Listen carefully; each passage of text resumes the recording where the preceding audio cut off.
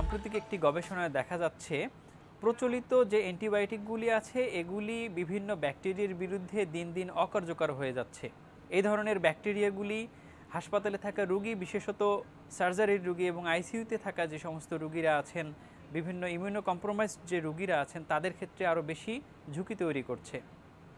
এই ওষুধ প্রতিরোধী ব্যাকটেরিয়াগুলি আবার পরিবেশে ছড়িয়ে পড়ছে, মানুষ থেকে বিভিন্ন পশু পাখিতেও যাচ্ছে। সব মিলিয়ে এটি বিশাল একটি স্বাস্থ্য ঝুঁকির কারণ হয়ে দাঁড়াচ্ছে।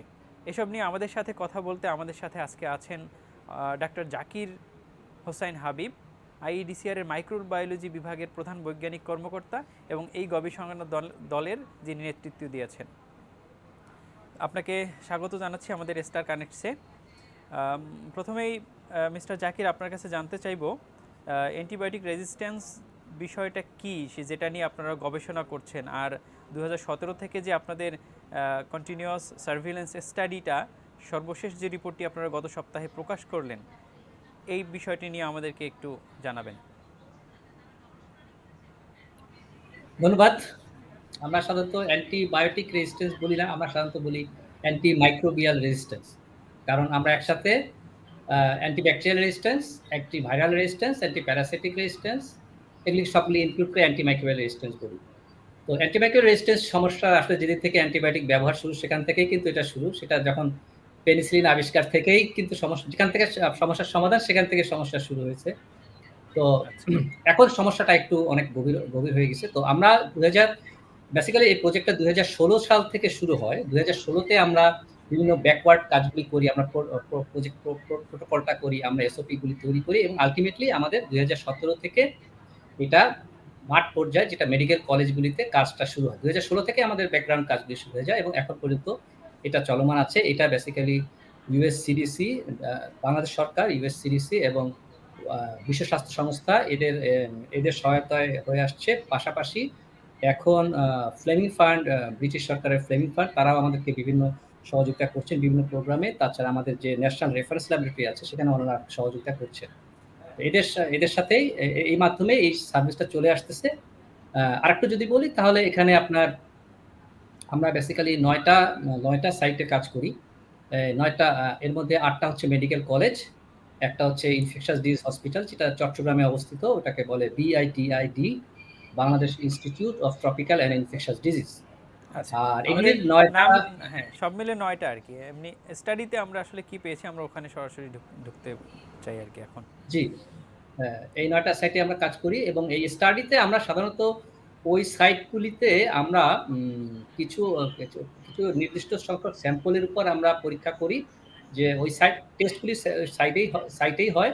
সেখানে বিভিন্ন স্যাম্পল যেমন ইউরিন, স্টুল, তারপরে সোয়াব, তারপরে এন্ডোট্রাকিয়াল অ্যাসপিরেট আইসিইউতে থেকে যেটা নেওয়া হয় এবং ব্লাড, স্পুটাম মানে থুতু, এই সব স্যাম্পলগুলি কালেকশন করে সেখানে কালচার করা হয়, সেখানকার ল্যাবরেটরিতে কালচার করা হয় এবং সেই কালচারের যে রিপোর্টগুলি আসে সেগুলিকে আমাদের একটা সফটওয়্যার আছে, সেই সফটওয়্যারের মাধ্যমে ওখান থেকে ডাইরেক্ট আমাদের এখানে পাঠিয়ে দেওয়া হয়। এবং পজিটিভ বিষয় হচ্ছে যে এই সফটওয়্যারটাও কিন্তু আমাদের এখানকার তৈরি, বাইরের কোনো জায়গা থেকে আমরা সফটওয়্যারগুলি ক্রয় করিনি। এটা আমাদের এখানকার লোকাল ছেলেপেলে, আমাদের আইটি টিম করে দিয়েছে।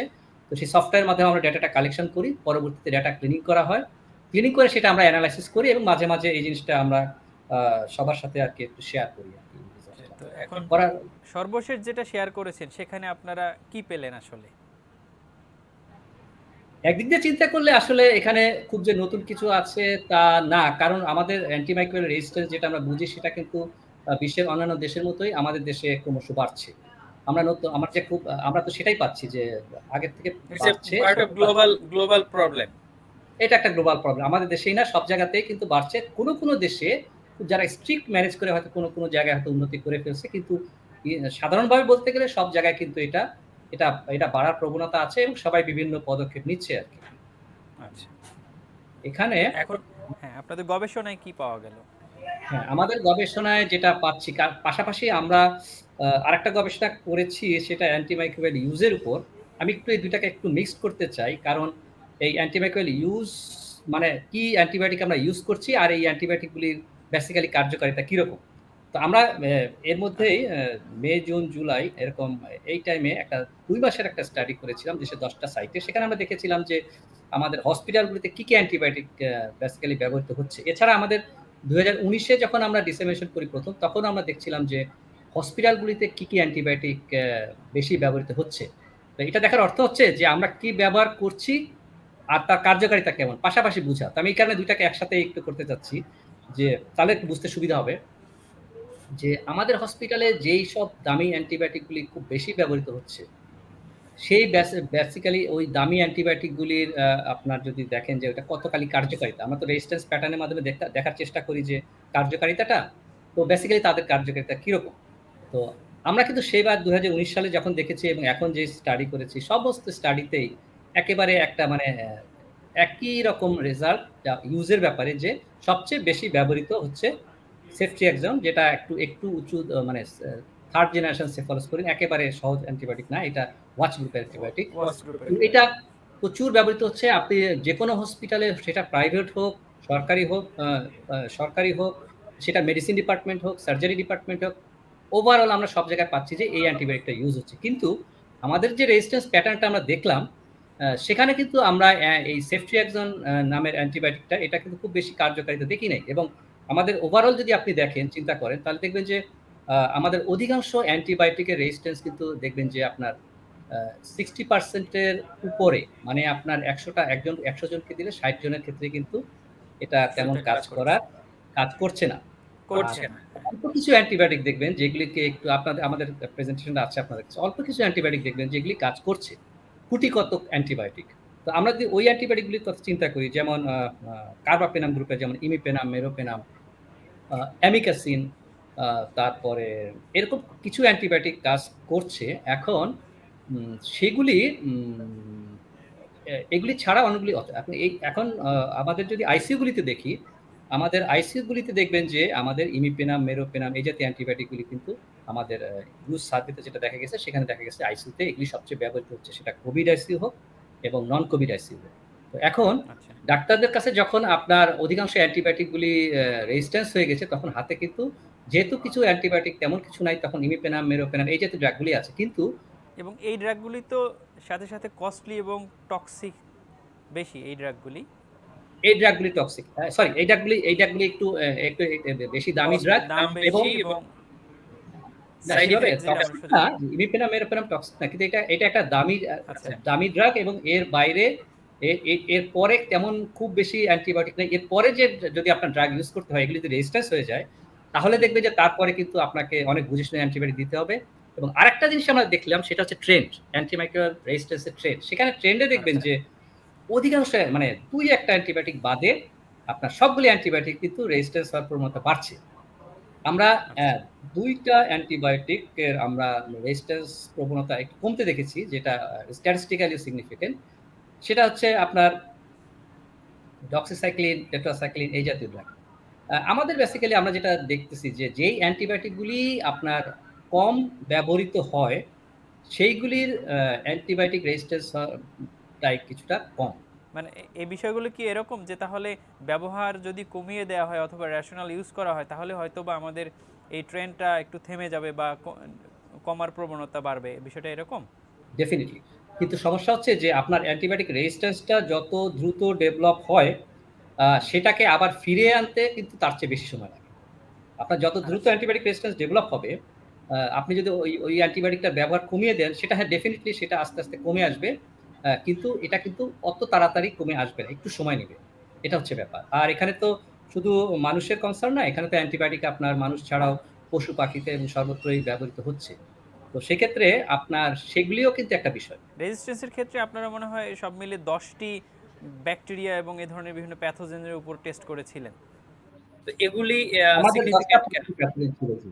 জি, আমাদের ১০ আচ্ছা। টা প্রায়োরিটি প্যাথোজেন ছিল যেটার উপর আমরা কাজ করেছি। জি।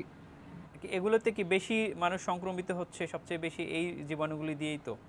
হ্যাঁ, এই জীবাণুগুলি দিয়ে সংক্রমিত হয়। এগুলি কিছু অধিকাংশই এগুলি আমাদের প্রায়োরিটি প্যাথোজেন। ২-১ টা প্যাথোজেন আমাদের মধ্যে ছিল না, ২-১ টা ব্যাকটেরিয়া যেটা আমাদের সামনে হয়তো আসবে। যেমন আমাদের আমাদের স্টাডিতে কিন্তু সার্ভেইলেন্স এ কিন্তু আপনার নিশিরিয়া গনরে নিয়ে কাজ নাই। কিন্তু নিশিরিয়া আচ্ছা। গনরেটা কিন্তু একটা ইম্পর্টেন্ট ব্যাকটেরিয়া এবং সারা বিশ্বে কিন্তু এটাতে যেহেতু রেজিস্ট্যান্স প্রবণতা খুব বাড়ছে, তো সুতরাং এটা কিন্তু আমাদের সার্ভিসে ছিল না। তো আমরা আচ্ছা। সামনে এইটাকে নিয়ে আসবো। এছাড়া অন্য যেগুলি আছে সেগুলি আপনার সেগুলি আপনার কমন ব্যাকটেরিয়া, সেগুলি আমাদের আছে। এর আরো ২-১ টা ব্যাকটেরিয়া তো অন্তর্ভুক্ত করা যায়। পাশাপাশি এখানে কিন্তু ফাঙ্গাল রেজিস্ট্যান্স টাও কিন্তু আমার দেশে বাড়ছে। এখানে আমাদের একটু দুর্বলতা আছে। কারণ আইসিইউ গুলিতে কিন্তু শুধু ব্যাকটেরিয়া দিয়ে আক্রান্ত হয় না। এখানে আইসিইউ গুলিতে ইমিউনো কম্প্রোমাইজড মানে যাদের ইমিউনিটি কম আছে তারা থাকেন। সেখানে কিন্তু ফাঙ্গাসের প্রচুর ফাঙ্গাস ডিজিজ আসছে এবং সেগুলিও আমাদের আসলে স্টাডির মধ্যে নিয়ে আসা প্রয়োজন। আচ্ছা, আপনি একটু আগে যেটা বলছিলেন যে হসপিটাল সেটিংস থেকে শুরু করে সব সব জায়গায় অ্যান্টিবায়োটিকের বেশি ব্যবহার হচ্ছে ইনডিসক্রিমিনেটলি বা এক্সেসিভ। তো এটাতে আসলে হসপিটাল সেটিং যদি আমরা বলি, আই মিন রেজিস্টার্ড চিকিৎসক যারা সরকারি হাসপাতাল হোক অথবা প্রাইভেট ডায়াগনস্টিক সেন্টারগুলোতে যারা প্র্যাকটিস করেন, তারা তো আসলে well aware about this crisis. তো তাদের দ্বারা আসলে বেশি কি ব্যবহার হচ্ছে, নাকি আমাদের ইউজটা গ্রামাঞ্চলে ফার্মেসিগুলো দ্বারা বেশি হচ্ছে? আসলে কোন জায়গায় বেশি কন্ট্রিবিউট করছে, ফর্মাল সেটিংয়ের ডক্টররা কিনা? সেটাই। আমাদের যে ইনডিসক্রিমিনেট যেটা অহরহ ব্যবহার হচ্ছে, এটা কিন্তু আমাদের শুধু হাসপাতালে না, হাসপাতাল ছাড়াও আমাদের আউটডোরে কিংবা বিভিন্ন বিভিন্ন দোকানে এসব জায়গাতে এবং আমাদের বিভিন্ন শ্রেণীতে আমাদের দেশে তো আর ওইভাবে রেস্ট্রিক্ট করা হয় না। তো সেক্ষেত্রে যে কেউ একটা অ্যান্টিবায়োটিক কিনে নিতে পারে, যেকোনো তার প্রেসক্রিপশন ছাড়াই। এটা একটা বিষয়। আর হাসপাতালগুলিতে যেটা হয়, এখানে কিন্তু একটা বিষয় কি যে ডাক্তাররা একটু নিরাপত্তাহীনতায় ভোগেন এই কারণে যে হাসপাতালে কিন্তু আমার ইনফেকশন প্রিভেনশন কন্ট্রোল সিস্টেমটা অত ভালো না। কারণ হচ্ছে যে হাসপাতালে প্রচুর রোগী থাকে। তো এখন আপনি যদি সুস্থভাবে ভালোভাবে আপনার যদি ইনফেকশন প্রিভেনশন কন্ট্রোল মেনে চলতে চান, সেক্ষেত্রে আপনাকে কিন্তু ২ টা রোগীর মধ্যে ডিসট্যান্স থাকতে হবে, পেশেন্ট ভিজিটর কম থাকতে হবে। সে কারণে যেহেতু এটা মেইনটেইন করা যায় না, সেখানে একটা নিরাপত্তাহীনতা থাকে। রোগী পাশে আরেকজন ডাক্তারের কাছে, আরেকজন স্বাস্থ্যকর্মীর কাছ থেকে কিন্তু রোগী সেগুলি আক্রান্ত হতে পারে। সেই কারণে কিন্তু আমাদের দেশে হসপিটালগুলিতে আপনার বেশি অ্যান্টিবায়োটিক আ আ আ ব্যবহার করা হয়। অনেক সময় প্রোফাইল্যাকটিক হিসেবে ব্যবহার করা হয়। এ এটা কিন্তু বন্ধ করতে হলে আপনার সব মানে একত্রে ইনফেকশন প্রিভেনশন কন্ট্রোল যেটা, সেটা একটা ইম্পোর্টেন্ট জিনিস যে আমাদের এই আমাদের দেশে অলরেডি ইনফেকশন প্রিভেনশন কন্ট্রোল নিয়ে অনেক কাজ হচ্ছে। এই জিনিসটা হুম খুব হুম। করা দরকার যে আমাদের পাশাপাশি হচ্ছে যে অ্যান্টিবায়োটিক স্টুয়ার্ডশিপ। মানে হাসপাতালে একজন রুগী একটা রোগ নিয়ে গেল, কিন্তু পরে যেন আবার নতুন করে অন্য রোগে আক্রান্ত না হয়, বিষয়টা এটা প্রিভেন্ট করতে হবে হাসপাতালে। জি। সে আচ্ছা। যে অ্যান্টিবায়োটিক নিয়ে যাচ্ছে, যেই অসুখটা নিয়ে যাচ্ছে, পাশাপাশি তার পাশের বেডে অনেক সময় দেখা যায় যে আপনি যদি শিশু বিভাগে যান, নিওনেটাল ইউনিটে যান, দেখবেন যে সেখানে হয়তো একটা বেডে ২ জন আছে। তো একটা বেডে যদি ২ টা বাচ্চা থাকে, ৩ টা বাচ্চা থাকে, সেক্ষেত্রে আপনি আপনি কি করবেন আসলে? সেক্ষেত্রে তো খুব একটা ভয়াবহ বিষয় যে জীবাণু তো আপনার ইনফেকশন তো সংক্রমণ ছড়াবে, হবে সেখান থেকে। হ্যাঁ। ছড়াবেই। তো আর তো হচ্ছে যে আসলে ডাক্তারদের এই পরিস্থিতিটা আমাদের কতটুকু আমরা ঝুঁকিতে আছি, বাংলাদেশের পরিস্থিতি যদি আমরা মূল্যায়ন করি, আমাদের জন্য কতটুকু স্বাস্থ্য ঝুঁকি তৈরি করছে, বা সামনের দিনগুলো কেমন হবে? ডেফিনিটলি এটা স্বাস্থ্য ঝুঁকি। কিন্তু এটা যেটা হয় যে আমি যখন নিজে আক্রান্ত না হই কিংবা আমার নিজের আত্মীয়স্বজন যখন আক্রান্ত না হয়, তখন কিন্তু আমরা এই যে ব্যাপারটা ঠিক বুঝতে পারি। ছোটখাটো একটা অসুখ হচ্ছে, আমি দোকানে যাচ্ছি। আমি ডাক্তার হিসেবে দেখি যে আমাকে যখন কোনো একজন আত্মীয়স্বজন ফোন করেন, উনারা কিন্তু বলেন যে, "আমি অ্যান্টিবায়োটিক খেয়েছি, এখন কি খাবো?" তারা কিন্তু বলে না, "আমি অ্যান্টিবায়োটিক খাবো কি খাবো না?" আচ্ছা। তারা একটা ডায়রিয়া হলো কিংবা একটা অসুখ হলো, তারা কিন্তু আমাকে ফোন করে যে, "আমি এই মানে ফ্লাজিল খেয়ে আসছি ২ টা।" হয়তো আমি নাম ধরেই বললাম। এরকম ফ্লাজিল একটা এখন এখন তো, তো এখন তো সিপ্রোফ্লক্সাসিন সবাই বলে সিপ্রো খেয়ে ফেলছি। একটা আগেই যেকোনো কিছু হ্যাঁ। হলেই। ciprofloxacin কিন্তু আগে একটা চমৎকার ওষুধ ছিল এবং আপনার ইউরিনেটে একটা ইনফেকশন মূত্রনালীর সংক্রমণে ciprofloxacin আমরা যখন ছাত্র ছিলাম, তখন কিন্তু একটা চমৎকার একটা ওষুধ ছিল। ওষুধটা কম দামে পাওয়া যেত ট্যাবলেট হিসাবে। হ্যাঁ, ২ টা ট্যাবলেট খেলেই হয়। খুব চমৎকার একটা ওষুধ। কিন্তু ciprofloxacin আমরা মোটামুটি নষ্ট করে ফেলেছি। পাশাপাশি আরেকটা ভালো ওষুধ ছিল অ্যান্টিবায়োটিক azithromycin। দিনে ১ বার হুম খেতে হুম। হয়। পেশেন্টের জন্য কমপ্লেক্স খুবই ভালো ছিল এবং সেই কমপ্লেক্স ভালো ছিল বলেই সেটা বেশি ব্যবহৃত হয়েছে। তো আমি যেটা বলতেছি, আচ্ছা। যেটার কমপ্লায়েন্স খারাপ কিংবা যে ড্রাগগুলিতে একটু যে ড্রাগগুলিতে একটু সাইড ইফেক্ট বেশি, সেগুলিই রয়ে গেছে আমাদের হাতে। যেগুলির ভালো কমপ্লায়েন্স, যেগুলি ১ বার ২ বার ব্যবহৃত, যেমন সেফট্রিয়াক্সন কেন এত জনপ্রিয়? কারণ হচ্ছে যে সেফট্রিয়াক্সন আপনার দিনে সাধারণত ১ বার দিলেই চলে। তো আচ্ছা। এবং এটা সেরকম কোনো পার্শ্ব প্রতিক্রিয়া নাই। সে কারণে এটা বেশি ব্যবহৃত হয়। তো আপনার এক ধরনের মানে ভালো থেকে একটা মন্দ চলে আসছে আরকি বিষয়টা সেরকম। তো এখানে একটা বিষয় যে এই যে ড্রাগ রেজিস্ট্যান্ট ব্যাকটেরিয়াগুলির ছড়াছড়ি আমরা দেখছি, অ্যান্টিবায়োটিকের অকার্যকারিতা দেখছি, তো এখানে আসলে কোন শ্রেণীর মানুষগুলি সবচেয়ে বেশি ঝুঁকিতে আছে? এখন কথা হচ্ছে যে আমাদের শুধুমাত্র আমাদের নিজেদের কথা চিন্তা করলে হবে না, আরো কিছু শ্রেণীর কথা আপনি চিন্তা করেন। যেমন আপনি চিন্তা করেন যে যারা ক্যান্সার কেমোথেরাপি দিচ্ছে, যাদের যাদের অসুখ, যাদের নিজস্ব অসুখের কারণেই তাদেরকে আপনার ইমিউন সাপ্রেস করতে, মনে করেন একজন আপনার মডার্ন মেডিসিন এখন অকার্যকর হয়ে যাচ্ছে এই কারণে। কারণ আপনি যে মনে করেন ক্যান্সার কেমোথেরাপি দিবেন, তার তো আপনার ইমিউনিটি অনেক কমে যাবে। আপনি একজনকে অপারেশন করতেছেন। নিশ্চয়ই। আপনি এই ধরনের অনেক ক্ষেত্রে কিন্তু আমাদের ইমিউনো সাপ্রেস পেশেন্ট থাকে এবং আমাদের সোসাইটিতে কিন্তু এই ধরনের রোগীর সংখ্যা ক্রমশ বাড়ছে এবং জটিল অপারেশন হচ্ছে আমাদের। এখন তারা কিন্তু বেশি ঝুঁকিতে। আপনি যদি এই ধরনের রেজিস্ট্যান্স ব্যাকটেরিয়া থাকে তাহলে তো তাদেরকে বাঁচানো খুব মুশকিল। আপনি সুস্থ মানুষ হয়তো আপনি সার্ভাইভ করছেন। কিন্তু যখন একটা পেশেন্ট আইসিইউতে যাবে, হুম, আইসিইউতে এমনিতেই যে রোগীটা যাচ্ছে তার এমনিতেই তার হচ্ছে ইমিউনো কম্প্রোমাইজ, মানে তার রোগ প্রতিরোধ ক্ষমতা কম। এবং সেখানে যদি তাকে একটা ব্যাকটেরিয়া দিয়ে আক্রান্ত হয় তাহলে তার ঝুঁকি তো আরো অনেক বেশি। তো এরা আসলে বেশি আসলে এরা ঝুঁকিতে সরি। বিভিন্ন মডার্ন মেডিসিন আপনি সাহায্য নিতে গেলে সেই মডার্ন মেডিসিন গুলো অকার্যকর হয়ে যাবে আপনার। আর যদি এটা বাড়তে থাকে। আচ্ছা, তো এখন এই পরিস্থিতি থেকে উত্তরণের জন্য আপনারা কিছু সুপারিশ দিয়েছিলেন। তো আসলে সেগুলো কি? আমরা কি করতে পারি এই মুহূর্তে সব সেক্টর থেকে? যেটা হচ্ছে সবচেয়ে বড় কথা যে ১ম এ বুঝতে হবে যে অ্যান্টিমাইক্রোবিয়াল রেজিস্ট্যান্স হচ্ছে একটা মাল্টি ফ্যাসেটেড প্রবলেম। সবাই এই কথাটা বলে। মাল্টি ফ্যাসেটেড মানে হচ্ছে যে এটার কিন্তু এমন একটা রেমেডি নাই যে আমি এই পথটা অবলম্বন করলে এটা সমস্যার সমাধান হয়ে যাবে। আচ্ছা। অনেকগুলি সমাধানের পথ আছে, অনেক জায়গায় আমাদের ইন্টারভেন করার জায়গা আছে। তবে আমি যদি প্রায়োরিটাইজ করি যে কোনটা সবচেয়ে বেশি ইম্পোর্টেন্ট, আমি যদি একটা প্রায়োরিটাইজ করি আমার মনে হয় যে সেখানে একটা করলে হয়তো আসবে যে মানে অ্যান্টিবায়োটিকের ইউজটা কমানো।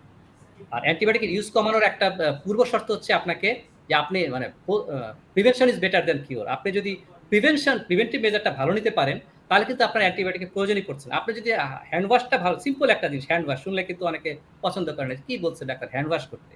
তো এই হ্যান্ড ওয়াশটা দিয়ে কিন্তু আপনি অনেক রোগের আপনার অনেক রোগ থেকে আপনি মুক্তি পাচ্ছেন। আপনার অ্যান্টিবায়োটিকের প্রয়োজনই আসতেছে না। তাহলে ইনফেকশন আচ্ছা। প্রিভেনশন কন্ট্রোল এবং আপনার অ্যান্টিবায়োটিক ইউজটা কমানো, যেটার জন্য আমরা বলি যে অ্যান্টিবায়োটিক স্টুয়ার্ডশিপ, যে আপনারা যাতে অনর্থক যাতে অ্যান্টিবায়োটিকটা ইউজ করা না, সেটা যদি সেটাই হচ্ছে মেইন ফ্যাক্টরস। আর হচ্ছে যে মানুষের পাশাপাশি আমাদের যে আপনার অ্যানিমেল, পোল্ট্রি এসব জায়গাতেও কিন্তু অ্যান্টিবায়োটিক ব্যবহৃত হয়। যেখানে কারণ হচ্ছে এইখানে সেখানে কিন্তু ইনটেনসিভ একটা ফার্ম। বিষয়ে একটা বিষয় খুবই গুরুত্বপূর্ণ। ডক্টররা যখন দেখছেন যে এই ওষুধটাতে কাজ হবে না, তখন পরের স্টেজের ওষুধটা স্বাভাবিকভাবে ব্যবহার করবেন। তার লক্ষ্য হচ্ছে রোগীকে সুস্থ করা। তো এখানে আসলে ডাক্তারদের জন্য আপনাদের ইন্ডিকেশনটা কি? অথবা তাদের জন্য কোনো ট্রিটমেন্ট প্রোটোকল আপডেট করার ব্যাপার আছে কিনা? তাদেরকে আমরা কিভাবে জানাবো যে which will be the right drug for his patient? এখন একটা সমস্যা আমার বিভিন্ন বন্ধুরা বিভিন্ন হয়তো উপজেলায় আছেন কিংবা কেউ হাসপাতাল, তাদের সাথে আমার যখন কথা হয় তারা একটা কথা প্রায়ই বলে, এই যে আমরা ডাক্তাররা ইউজ করেন বেশি বলছি। তারা বলে যে আমাদের কাছে যখন কোনো রোগী আসে হাসপাতালে, তার আগেই তারা ৩-৪ টা ওষুধ খেয়ে আসে। এবং অনেক বড় ওষুধ খুব আচ্ছা। যেগুলি যে ওষুধগুলি সচরাচর তাদের পাওয়ার কথা সেসব ওষুধ খেয়ে আসে। আমাদের হাতে তেমন কোনো অস্ত্রই থাকে না। এটা কিন্তু তারা প্রতিনিয়ত আচ্ছা, বলে আচ্ছা। এবং তারা আমাদেরকে মানে রিকোয়েস্ট করে যে তোমরা এই জিনিসটা বন্ধ করো। প্লিজ তোমরা তো বিভিন্ন জায়গায় যাও। তোমরা এটা একটু এনশিওর করার চেষ্টা করো যে আমাদের কাছে তো অলরেডি সব খেয়ে আসে। তো আমাদের যে বলতেছো তাহলে এখন তো আমাদের সমাজের বিভিন্ন জায়গায় যে এত তার এভেইলেবিলিটি তার অ্যান্টিবায়োটিক মানে যে কেউ তার যেখান থেকে মানে নিয়ে কি এই নিতে। যে অ্যাভেইলেবিলিটিটা, এটা তো ওভার দ্য কাউন্টার বিক্রি আইনত দণ্ডনীয়, এটা নিষিদ্ধ। তো তারপরেও কেন এটা বন্ধ হচ্ছে না? আসলে এখানে অনেকগুলি বিষয় দরকার। মানে শুধু আ এ এ একটা হচ্ছে যে পর্যাপ্ত আইন থাকা, আইনের প্রয়োগ থাকা এবং আপনার আমাদের সচেতনতা। আমার মনে হয় যে সবচেয়ে বেশি দরকার সচেতনতা। এখন এমন একটা মানসিকতা আচ্ছা। আমাদের মানে সাধারণ মানুষেরও হয়ে গেছে যে তারা কিন্তু যেকোনো বিষয় যেটা বললাম যে আমাকে অধিকাংশ আত্মীয়স্বজন কিংবা বন্ধু-বান্ধবরা কিন্তু আমাকে ফোন করার আগেই তারা কিন্তু একটা ওষুধ খেয়ে নেয়। তো এই মানসিকতাটা চেঞ্জ করা, সচেতনতাটাও দরকার। তাদের থেকে একটা প্রেশার দরকার এবং সমস্ত পেশাজীবী সবার কাছ থেকেই আসলে এই ইটা আসা দরকার। সচেতনতাটা থাকা দরকার। যার ফলে আপনার যাতে ব্যবহারটা কমাতে, আসলে সচেতনতা ছাড়া আসলে কোনো কিছুই আপনার আ কার্যকর করা খুব মুশকিল আসলে। মিস্টার জাকির, আপনাকে অনেক অনেক ধন্যবাদ আমাদেরকে সময় দেওয়ার জন্য। দর্শক, আপনারা এতক্ষণ ধরে জানলেন অ্যান্টিবায়োটিকের এই সর্বশেষ গবেষণায় ঠিক কী পাওয়া গেছে, বিভিন্ন ওষুধের অকার্যকারিতার কথা জানলেন। তো এখান থেকে উত্তরণের জন্য কি করতে হবে সে বিষয়ে আমরা শুনলাম। ওষুধের অপব্যবহার আমাদেরকে বন্ধ করতে হবে, এটাকে রেশনাল ইউজ বাড়াতে হবে। এই সাথে সাথে আমাদেরকে ব্যক্তিগত স্বাস্থ্য সুরক্ষার যে বিষয়গুলি আছে সেগুলি মেনে চলতে হবে, অর্থাৎ আমরা যেন অসুস্থ না হয়ে পড়ি। এভাবে হয়তো আমরা আমাদের যে আসন্ন যে বিপদ সেটা থেকে আমরা হয়তো বা পরিত্রাণ পেতে পারি। ডেইলি স্টারের নিউজ এক্সপ্লেইনার ভিডিও নোটিফিকেশন পেতে আমাদের এই চ্যানেলটিতে সাবস্ক্রাইব করুন, বেল বাটনটি চাপুন, আমাদের সাথেই থাকুন। আপনাদেরকে অনেক অনেক ধন্যবাদ।